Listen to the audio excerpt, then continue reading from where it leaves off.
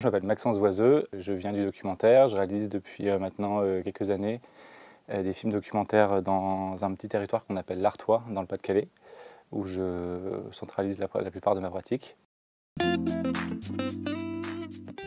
Je travaille sur le temps très long, donc j'avais besoin de soutien aussi pour combler les moments où je ne suis pas en production, au sens littéral du terme, à savoir en tournage. Et en fait, mon parcours, tant en documentaire qu'en fiction, sollicite un temps considérable à la fois de recherche, de repérage. Je m'appuie beaucoup aussi sur les sciences sociales. Donc je sollicite à la fois pour le documentaire et la fiction des chercheurs, des gens qui sont entre guillemets à la tâche sur le terrain, dans les institutions, dans les entreprises ou sur le territoire que je filme, moi qui est donc le Pas-de-Calais. Je travaille sur deux projets de long métrage. D'abord un film documentaire qui traverse quasiment une décennie, où en fait, je me suis remis à filmer depuis maintenant quasiment 3 ans. Un personnage qui s'appelle Gabin, qui est en fait un des personnages que j'ai filmé sur mon premier film qui s'appelle Les Héritiers, qui est en fait le fils de Dominique, le boucher, d'un des personnages principaux de ce film-là. Et en fait, je refilme ce gamin sur quasiment 7 ans, tout en réutilisant des images aussi que j'ai tournées avec lui à l'époque sur mon premier film. Donc c'est un film qui parcourt de ses 8 à ses 18 ans.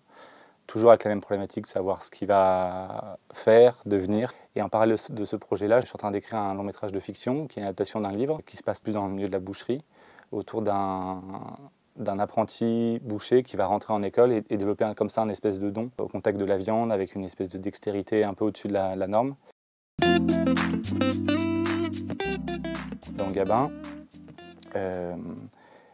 une partie du film, en tout cas en l'état aujourd'hui au moment où je vous parle, ça va être 3 séquences à partir du jeu vidéo, parce que Gabin joue à un jeu qui s'appelle Farming Simulator, qui est un jeu de collaboration de ferme. C'est un jeu assez populaire. Évidemment, moi je me suis posé la question de savoir comment j'allais le traiter, qu'est-ce que j'allais en faire. Et du coup, je me suis dit que j'allais tout simplement m'inviter avec lui dans le jeu vidéo. Donc j'allais refabriquer des séquences à partir du jeu vidéo pour raconter quelque chose de Gabin.